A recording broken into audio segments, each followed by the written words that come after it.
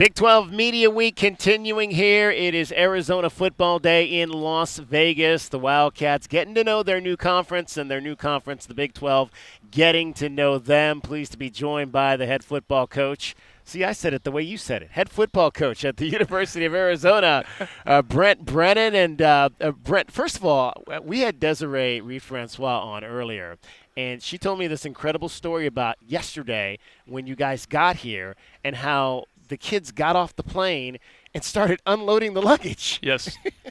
What does that tell you about these kids you got in this program? It tells me that we're fortunate to have them at the University of Arizona. They are just amazingly unselfish, and they care about each other. Really special. When you look at, obviously, Noah Fafita and what he's been able to do to kind of galvanize these young men, from going back to when you got hired and the announcement when they all walked out there at McHale Center that day to announce that they were staying, what in the 4 or 5 months now that you've gotten to know him is starting to stand out about him as the guy that's going to lead your offense? It doesn't take long when you're around Noah Fafita to know that he's special. He's the rare combination of really high-level talent with also like kind of humble servant leadership, baked into that. It's rare. He's comfortable with fans that are 80 years old and fans that are 8 years old. He's comfortable being in front of the team. He's comfortable being in front of the media. He's not afraid to lead. He's great with our coaching staff. He's really a special young man. How many? I mean, have you encountered a lot of quarterbacks that lead like he has led, or maybe how is he different than maybe some of the other leaders at that position that you've had along the way?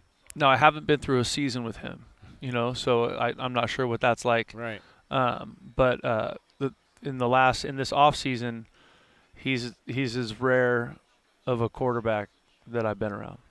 What have you told him that you think is going to be different for him this year, now that there's 8, 9, 10 games of film on him from what he experienced last year? I think the football will be the football. He's played in high-level games his whole life. I think it'll be more the expectations of friends, family, media, whatever, that because he played so well last year, but he wasn't the guy. Now all of a sudden he's the man, and he's got to live up to that every week. Dino Babers obviously leading this offense for you on that side of the ball. I know one of the things you guys had talked about before spring was we got to go through these practices. We got to figure out who these guys are and how they react. A lot of the offense, my understanding is going to be the same, some of the same terminology that they had before. Why was that important to keep those pieces in there for them? Well, I think is whenever you can make it easy on the coaches, easy on the players and harder for the coaches, that's a better way to go. The coaches are the professionals, and also, most coaches have been, especially, on our staff, have been around so much football that them learning new words or new verbiage to describe the same plays is no problem. So that was our thought process, and in terms of what we end up doing schematically, we're always going to lean and putting the ball in our best players' hands, and how creative can we be doing that? And it's always about players, not plays. Brent Brennan joining us, head football coach at the University of Arizona. You guys have these lays on. I understand Noah's mom put these together. They're actually T-Mac's mom. Or T-Mac's mom, okay. Yeah, so T-Mac's mom gave us these this morning. She traveled with them. She pulled them out of a cooler. It's really special. Having been fortunate enough to have been given lays from the mothers of Polynesian football players. I'm so respectful of that community, and when someone does that for you, and I was honored to wear it. We talked about that a lot. I mean, I've been here now. This is my 17th season covering Arizona, and we had talked about how that element of the connection to the Polynesian community had gotten lost along the way. It started to come back with the last coaching staff. Why is that important to you? Why was that important to Dick Tomey and have those, have that community involved in the teams that he was building? Well, Coach Tomey used to always say that the fastest way to improve your football team is to increase your Polynesian population. But he also had a different history, right? Because his first head coaching job was at the University of Hawaii, where he was at for 10 years. And so he got so ingrained in the culture and fell in love with the same things that I'm in love with the culture, which is their respect for people, how hard they work, how tough they are, how much they care, how important the family unit is to them, and just what that does to create a healthy culture in a football building, which is what Coach Fish and his staff did last year and their last couple of years, and these players like really bought into that, and that community is a huge part of that. You've got obviously Jacob Manu and Gunnar Maldonado with you on the defensive side of the ball here. Obviously, we have seen what both of those young men can do, impact defensive players. What has stood out to you most about Gunnar? Because Gunnar was a guy that took a lot of heat early in the season last year, really progressed and grew his game as the season went along. What has stood out about him as a guy that's a leader on the defensive backside for you? Well, that's what I mean. The guys that are new to Gunnar, like we talk daily about like what a great football player he is in practice. Like every day we're like watching film, we're like, wow, Gunnar is good.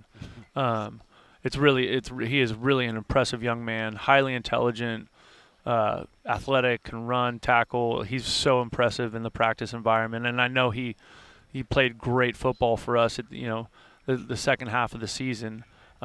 It's also a component of playing in the secondary, right? You miss a tackle, it's a touchdown. A ball gets completed, it's a touchdown. And there's no one around you to hide the mistake. And he's the free safety, right? So he's the guy back there, saving all the bad, saving us from all the bad stuff. So, in the moments when it doesn't happen, it can appear like maybe something wasn't great, but as a coaching staff, our eyes look through a little bit different lens than the general fan does. To have two sitting guys that were coaches last year, Division One, and Dino Babers and Danny Gonzalez, how much of an advantage is that for you, especially with Danny on the defensive side? I think it's awesome. I think the defensive staff is really enjoying getting to know each other. Brett Larcey's a great young coach. Chip Viney's a great young coach. You combine them with kind of the age and the experience and the age and the expertise of Dwayne Aquina, and then putting Danny in there, who's been a long-time coordinator and a head coach, and then Joe Ciamalo in the defensive front. It is really a good group, and I think it's going to be fun to watch them continue to work and grow. And Danny's just been an awesome addition. He's a great play caller. He's a great thinker. He's really creative with what he wants to do. Him and Coach Aquina are having a lot of fun building the scheme. You didn't let the guys do a lot of hitting in the spring game until the set twos and the threes got in there. Yep. But one young man that stood out to me was transfer safety Jack Latrell from Tennessee. What was attractive about him and the potential to bring him into your program? Well, Jack was here when I got here, so that wasn't one that we recruited. Dwayne and Dwayne had recruited him at Stanford. The thing that shows up with Jack all the time is it shows up a decent amount of physicality. He really is not afraid to play with physicality and some toughness, and that's what we need. So I'm excited about that. He's an awesome guy. He's a hard worker, and I think it's going to be fun because that safety room is stacked, right? Because Dalton Johnson's a really good player, and Traden Stukes is an excellent player, and so we got a lot of really good candidates in that back end, and I'm excited to see how they all find ways. How our defensive find ways to get them in Genesis, right? To find ways to get them on the field and get them contributing to us winning football games. All right, the biggest question we get from the fan base, fall camp's coming up. Folks are going to be able to come out. Fans, is going to be an open setting, closed setting? Yep. What do you anticipate? Yep. Until they tell me I can't do it. I've never closed a practice. Oh, is that right? Yeah. Not at San Jose State? Never, not one time. Wow. Yeah, so why are you so different than everybody else in that respect? Because who cares? I don't right? know. I want our players, I want our fans, especially in Tucson, right, where everything is so close and the city is so invested in the University of Arizona. I want them to have access to our players, Now, if it comes something other than them being there and supporting our players and supporting our team, then I'll go a different way, right? Yeah, absolutely. Well, I'm sure the fans are going to be happy to hear that for sure. Appreciate you, Brent, taking some time to join us. Looking forward to these practices getting going in this first season under your leadership. All good. Thank you. Brent Brennan, the head football coach at the University of Arizona.